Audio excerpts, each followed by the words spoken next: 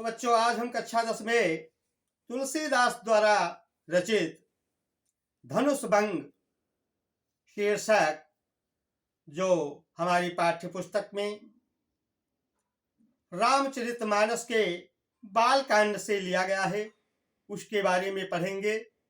धनुष भंग में देश देश के राजा आए हुए हैं और उसी धनुष यज्ञ में गुरु विश्वामित्र के सहित राम लक्ष्मण भी पधार रहे हैं। तो देखिए बच्चों, उदित उदय गिरि मंच पर रघुबर बाल पतंग, विकसे संत सरोज सब हर्ष लोचन भृंग। उदयाचल रूपी मंच पर रामचंद्र रूपी बाल सूर्य के प्रकट होते ही संत लोग जो हैं बड़ा ही प्रसन्न हो गए और उनके नेत्र रूपी जो भंवरे हैं वो हर्षित हो उठे। जैसे सूर्य के उदय होने पर कमल खिल जाता है, ऐसे ही संत रूपी कमल जो है राम रूपी बाल सूर्य के उदय होने से खिल गए और उनके नेत्र रूपी भंवरे जो है वो प्रसन्न हो गए। बच्चों, उसमें शांग रूपक अलंकार है। तो रामचंद्र जी अब सीता जी के स्वयंवर में आए हुए हैं और सीता के स्वयंवर में बच्चों देश देश के राजा आए हुए हैं और सब बैठे हुए हैं। तो जैसे ही रामचंद्र जी सीता जी के स्वयंवर में आते हैं तो अन्य जो राजा लोग बैठे हैं, देखो उनकी दशा का वर्णन इसमें किया जा रहा है कि नृपन केरी आसान सिनासी, बचन नखत अवलीन प्रकाशी। नृपन केरी आशा निसिनासी, राजाओं की आशा रूपी निशि माने रात नष्ट हो गई। जैसे ही रामचंद्र जी सीता जी के स्वयंवर में आए, वैसे वहां बैठे हुए राजाओं की आशा रूपी जो रात्रि थी वो नष्ट हो गई, जो बड़ी ही आशा उम्मीद के साथ धनुष तोड़ने के लिए आए थे। तो जब रामचंद्र जी पहुंच गए तो वहां के ऊपर से सारे राजाओं की आशा रूपी रात्रि समाप्त हो गई और बचन नखत अवलीन प्रकाशी, और उनके दुर्वचन रूपी नक्षत्रावलियों का प्रकाश भी क्षीण हो गया।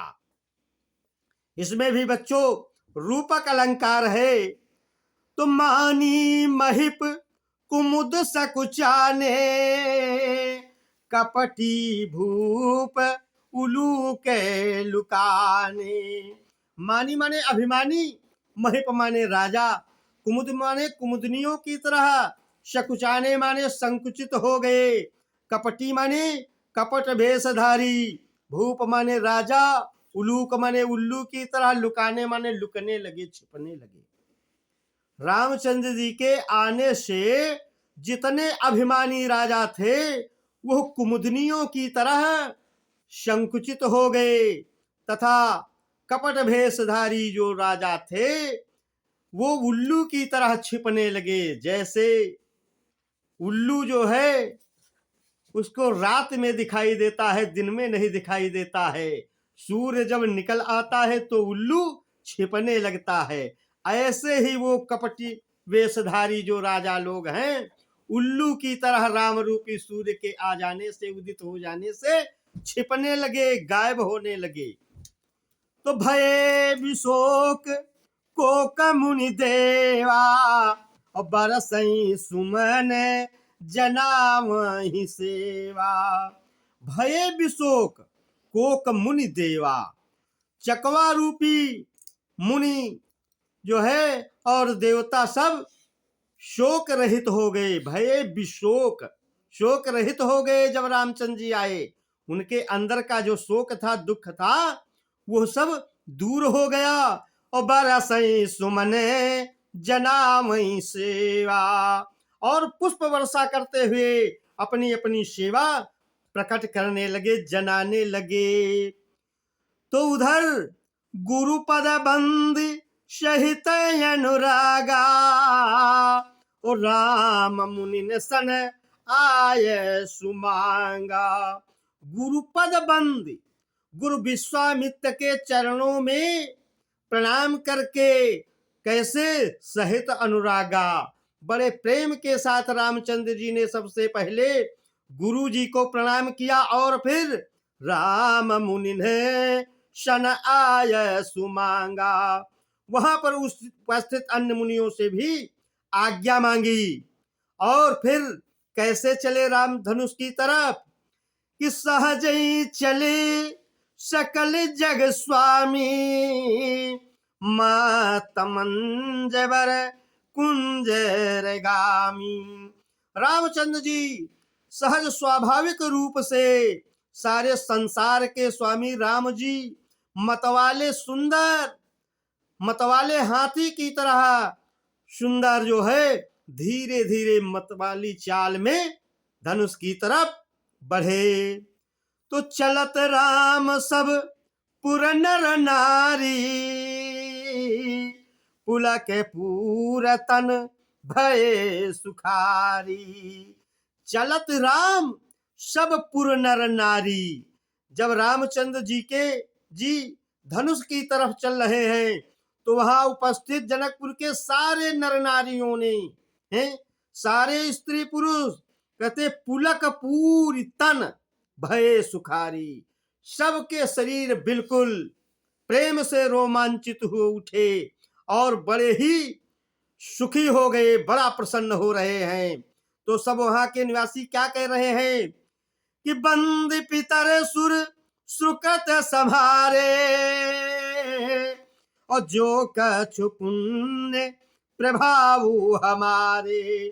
बंद पितर सुर सुकृत संभारे, देवताओं ने पितरों की वंदना करके और अपने पुण्यों को संभारे, माने याद किया, सुकृत माने पुण्य, कि जो कछु पुण्य प्रभाव हमारे, कि हे पितरों, हमारे अगर आज कोई पुण्य हो तो वो सब फलीभूत हो जाएं। कि तो शिव धनु मृणाल की नाई, और तो रहूं राम गणेश गोसाई। तो हे शिव धनुष, इस शिव धनुष को रामचंद्र जी जो है कैसे तोड़ दें, मृणाल की नाई, इसमें उपमा अलंकार है, कमल दंड की भांति। राम जी, हे गणेश गोस्वामी, हे गणेश भगवान, राम जी उस धनुष को कमल दंड की तरह तोड़ दें। तो आगे देखिए बच्चों, कि राम ही प्रेम समेत लखिन सखिन समीप बुलाय, और सीता मातु स्नेह बस बचन कहीं बिलखाय। तो सीता जी की माता ने रामचंद्र जी को प्रेम पूर्वक देखा तथा सभी सखियों को बुलाकर प्रेम के वशीभूत होकर के बिलखते हुए इस प्रकार वचन कहे। क्या कहे, कि सखी सब कौतुक देख निहारे, और जेऊ कहावत ही तू हमारे। सखी सब कौतुक देख निहारे। हे सखी, यहाँ सब तमाशा देखने वाले जो हमारे परम हितैषी हैं, जो हमारे परम हितैषी कहलाते हैं, और ये सब तमाशा देख रहे हैं। और कौन बुझाई कहीं गुरु पाही, और ये बालक यसी हठे भल नाही। तो कहती हैं कि इनमें से कोई जो है गुरु से नहीं कहता है कि अरे ये तो बालक हैं, ऐसी जिद करना ठीक नहीं है, ऐसी हट ठीक नहीं है, ऐसा प्रण करना तुम्हारे लिए राजन ठीक नहीं है। ये सब तमाशा देख रहे हैं, केवल इनमें से कोई उठ करके नहीं जाता है राजा के पास, जो ये कह दे राजा से कि ये तो बालक हैं, इनसे ऐसी आप प्रतिज्ञा ना करें। तो रावण बाण छुआ नहीं चापा, हारे सकल भूप करिदापा। कहते रावण बाण छुआ नहीं चापा, और हारे सकल भूप करिदापा। दापा माने दर्प, घमंड, शक्ति का प्रदर्शन। तो उस सभा में एक लंका का राजा रावण और एक श्रोणितपुर का राजा बाणासुर, ये भी दोनों आए हुए थे। तो इन दोनों में बातचीत हो गई। तो बाणासुर तो पहले ही उठकर चला गया है, और रावण ने भी धनुष को नहीं छुआ। कहते रावण बाण, रावण और बाणासुर छुआ नहीं चापा, इन दोनों ने धनुष को छुआ तक नहीं। हारे सकल भूप करिदापा, और जितने भी राजा वहां थे वो सब अपनी शक्ति का घमंड दिखा करके चुपचाप हार मान करके बैठ चुके थे। तो बच्चों, बाणासुर और रावण में कहा सुनी हो गई। तो बाणासुर तो पहले ही चला गया, लेकिन रावण मौजूद रहा और धनुष तोड़ने के उद्देश्य से गया था स्वयंवर में। फिर भी रावण ने धनुष को नहीं छुआ, इसका क्या कारण रहा? तो रावण ने धनुष इसलिए नहीं छुआ कि रावण जब धनुष के पास पहुंचा है तो उस धनुष के ऊपर जो लेख विधाता ब्रह्मा ने लिखा था, उस लेख को रावण ने पढ़ लिया था। अन्य राजाओं को ब्रह्माक्षरी का ज्ञान नहीं था।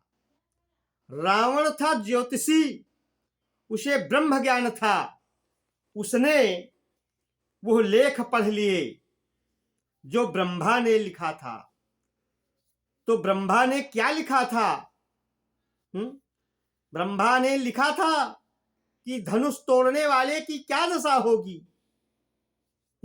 इस संबंध में ब्रह्मा ने धनुष के ऊपर कुछ अंक लिख दिए थे। तो उस पर क्या लिखा था कि धनुष तोड़ने वाले की क्या दशा होगी?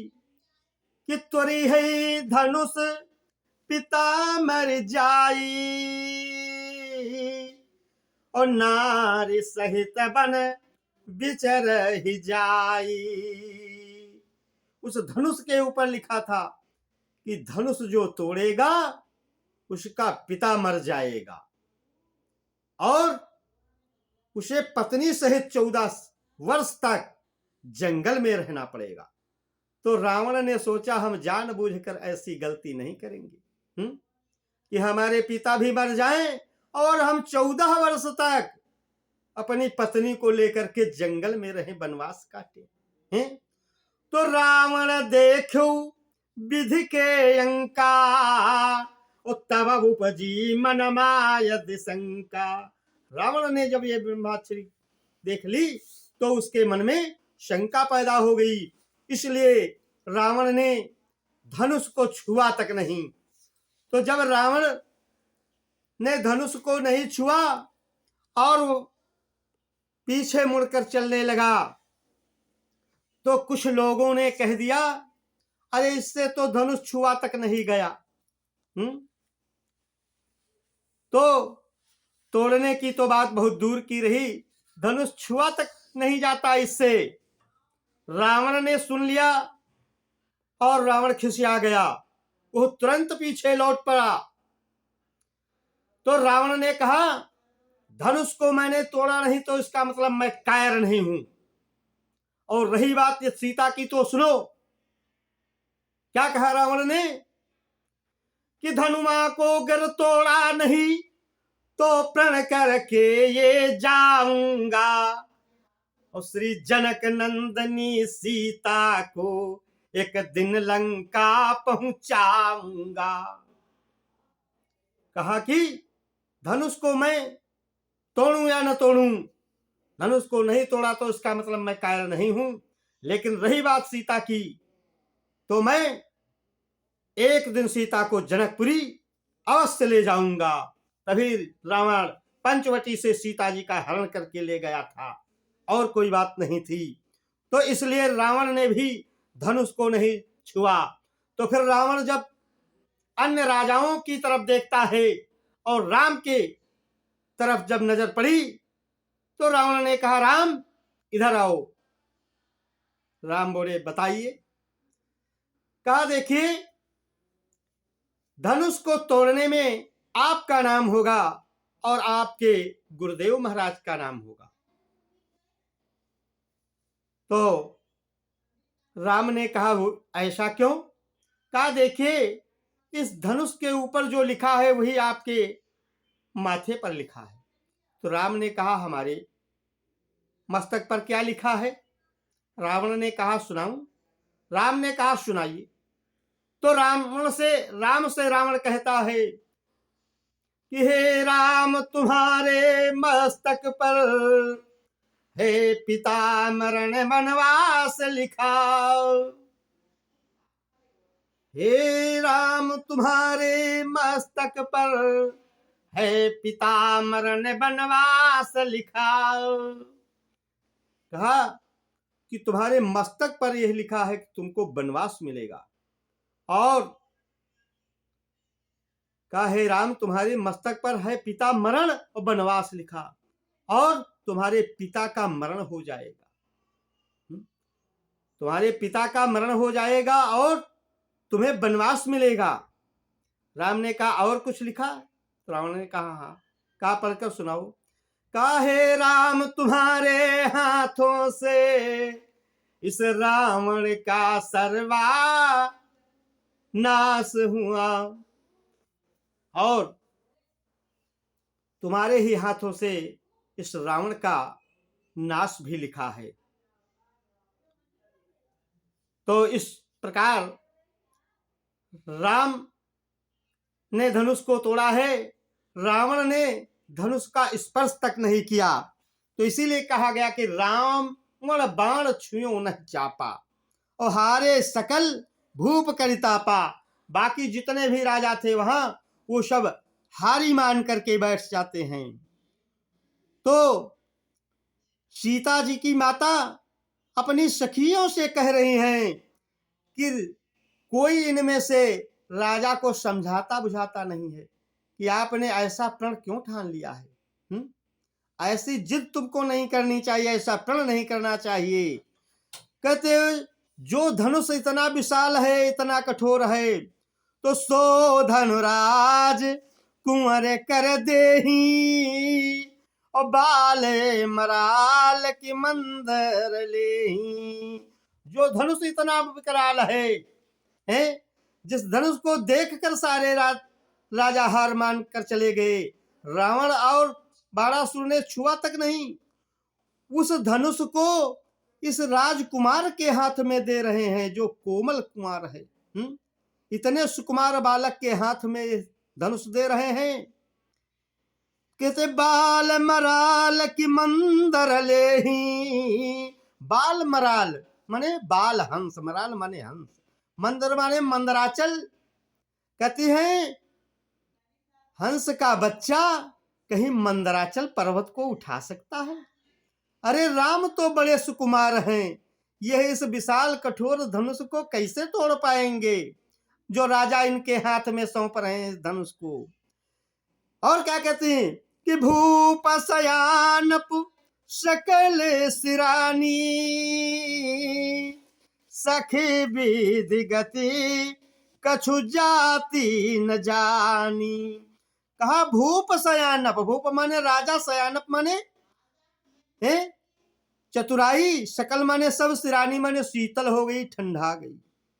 क्या कहा सीता जी की माता ने कि राजा की सारी चतुराई वो सब समाप्त हो गई, शीतल हो गई है। तो सखी विधि गति कछु जाति न जानी। एक सखी ने कहा देखो विधाता की गति जानी नहीं जा सकती। सखी, हे सखी, सीता माता की सखी सीता जी की माता से कहती है कि सखी विधि गति कछु जाति न जानी, कि विधाता की गति कुछ कही नहीं जा सकती। तो बोली चतुर सखी मृदुबानी, और तेजवंत लघु गणीय नरानी। बोली चतुर सखी, उनमें से एक बड़ी चतुर सहेली थी सीता जी की माता की। वह बड़ी ही कोमल वाणी में, मृदुल वाणी में बोली, कहती है तेजवंत, अरे ये बड़े ही तेजस्वी बालक हैं तेजवंत लघु गणीय रानी, हे रानी ये बड़े तेजस्वी हैं, इनको आप छोटा न जानो, हैं कि देखने में ही छोटे हैं, ये बड़े तेजवान हैं, बड़े तेजस्वी हैं, बड़े प्रतापी हैं। कैसे? उदाहरण देती है सीता जी की माता की जो सखी है सीता जी की माता से, कि कहाँ कुंभल जी कहाँ सिंधु अपारा, अशोके वसु जसु सकल संसारा।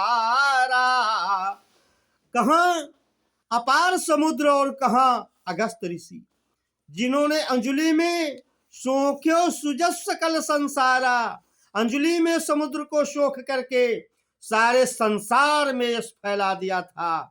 तो हे रानी इनको आप छोटा मत समझिएगा। और क्या कहा कि रवि मंडल देखते लघु लागा, उदय तासु त्रिभुवन तम भागा। रवि मंडल है, सूर्य मंडल देखने में बहुत छोटा लगता है, लेकिन सूर्य के उदित होते ही, सूर्य के उदय होते ही कहते हैं त्रिभुवन तम भागा, तीनों लोकों का अंधकार दूर हो जाता है, नष्ट हो जाता है। तो कहती मंत्र परम लघु जासु बसे, और विधि हरिहरे सुर सर्व, और महामत गजराज कहूं बस कर अंकुश खर्व। और क्या कहती सीता जी की माता की सहेली कि देखो मंत्र परम लघु, मंत्र बहुत छोटा होता है, और जासु बस, जिसके बस में कौन कौन हो जाते हैं? विधि हरिहर सुर सर्व, ब्रह्मा विष्णु और महेश सब मंत्र के बस में हो जाते हैं। मंत्र देखने में बड़ा छोटा होता है, हैं? इसी प्रकार कहते हैं महामत गजराज कहूं, और बस कर अंकुश खर्व, खर्व माने छोटा, अंकुश माने अंकुश है। हाथी को चलाने के लिए पीलवान के पास अंकुश होता है, तो कहते अंकुश बहुत छोटा होता है, लेकिन बड़े बड़े मतवाले हाथियों को अपने बस में कर लेता है। इसलिए हे रानी आप इनको छोटा मत समझिएगा, ये बड़े ही तेजस्वी हैं। बच्चों इसमें अवधी भाषा का प्रयोग इस शीर्षक में किया गया है, और चौपाई तथा दोहा छंद है, और अनुप्रास अलंकार तथा इसमें जो है वात्सल्य रस की छटा तथा प्रसाद गुण है। बच्चों अगला अवतरण देखिए बच्चों, और क्या कहते हैं सीता जी की माता की सहेली कि काम कुसुम धनुषायक लीने, सकल भुवन अपने बस कीन्हे। काम कुसुम धनुषायक लीने, कामदेव ने फूलों का धनुष लेकर के सकल भुवन सारे संसार को अपने बस कीन्हे, अपने बस में कर लिया था। तो देव तजिय संशयस जानी, और भंजव धनुषु राम सुनु रानी। इसलिए हे देवी आप सारा संशय छोड़ दीजिएगा, आप किसी प्रकार की शंका न कीजिएगा, राम ही इस धनुष को तोड़ेंगे, ऐसा सुनो रानी। और क्या कहा जब इतना कहा सीता जी की माता की सखी ने रानी से, सीता जी की माता से, तो कहती हैं कि सखी बचन सुनी बही परतीति और मिटा विषाद बढ़ी अति प्रीति। सखी के वचनों को सुनकर सीता माता के अंदर कुछ विश्वास हुआ, तो मिटा विषाद बढ़ी अति प्रीति। हृदय के अंदर का जो विषाद माने दुख था वो कम हुआ और राम के प्रति प्रेम बढ़ गया। तो तब राम ही बिलोक बैदेही सभय हृदय बिनवत जेहि तेहि। तब सीता जी ने रामचंद्र जी की तरफ देखा और देखकर फिर बड़े ही भय के साथ सभय हृदय बिनवत जेहि ही, बड़े ही भयभीत होकर के जिस तिस देवता से विनती करने लगी। तो मन ही मन मनावय कुलानी अहो प्रसन्न महेश भवानी। सीता जी मन ही मन है बड़ी व्याकुलता के साथ हैं देवी देवताओं को मना रही हैं। कहते हे शंकर भोलेनाथ, हे पार्वती, आज प्रसन्न हो जाओ। कहती करहूं सुफल आपन सेवकाई करी ही तुहरहू चाप गरुआई। हे शंकर भोले, हे पार्वती मैया, हैं आज तक मैंने तुम्हारी सेवा इसी काम के लिए की है, इसलिए अपनी इस सेवा को सफल बनाइए और हमारा हित जान करके इस धनुष की वजनाहट को, गरुआहट को आप कम कर दीजिए। इस प्रकार से सीता जी विनती करती हैं और क्या कहती, गणनायक वरदायक देवा आजू लगे कीन्हिवा तू सेवा। कहते हैं हे गणेश, हे वरदाता, आज तक इसी हेतु मैंने आपकी सेवा की है। मैं बार बार आपसे विनती करती हूँ कि बार बार विनती सुन मोरी कराऊं चाप गुरुताय तिथोरी। कहती मैं बार बार विनती करती हूँ, मेरी विनती को सुन करके और इस धनुष की वजनाहट को कम कर दीजिएगा, ऐसा सीता जी कहती हैं।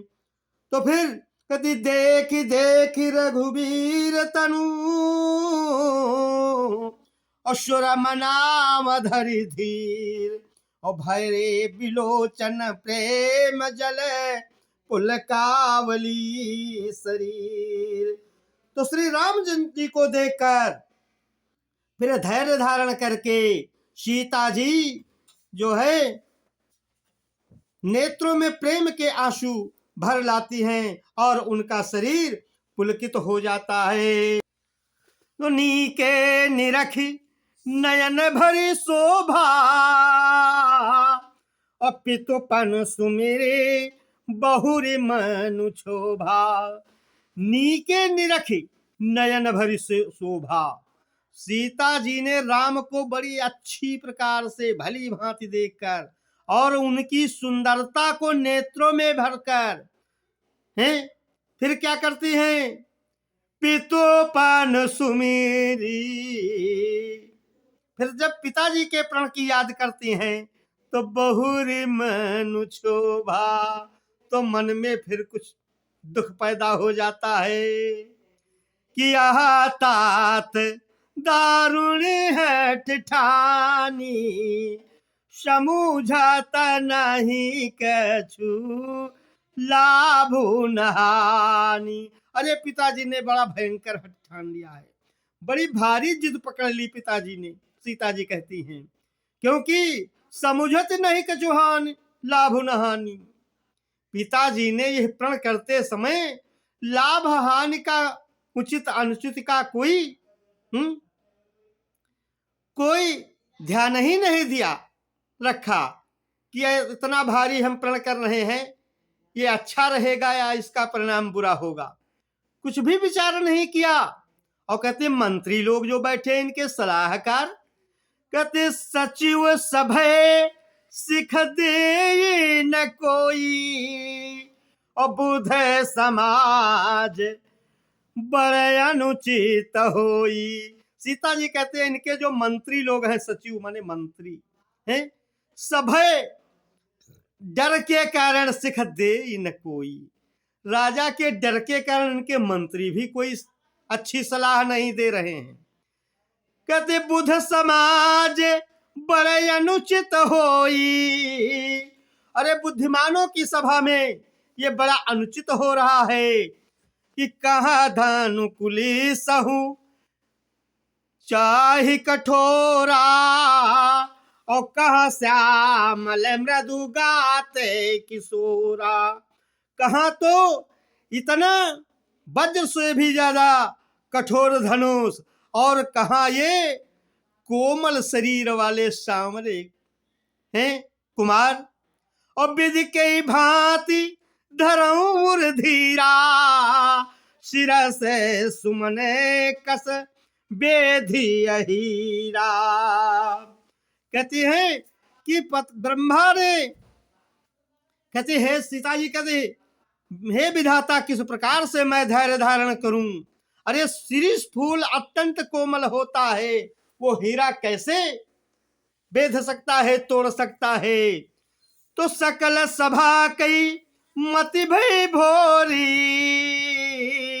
अब मोहि शंभु चाप गति तोरी। अरे सारे समाज की इस सभा में जितने भी लोग बैठे हुए हैं, सबकी बुद्धि भ्रमित और भोली हो गई है। अब मोहि शंभु चाप गति तोरी। हे शिवधनुष, हैं कहती है सीता जी कि सारी समाज की बुद्धि भोली और भ्रमित हो गई है। हे शिवधनुष, अब मैं आपकी शरण में हूं, इसलिए आप ही मेरी रक्षा करो।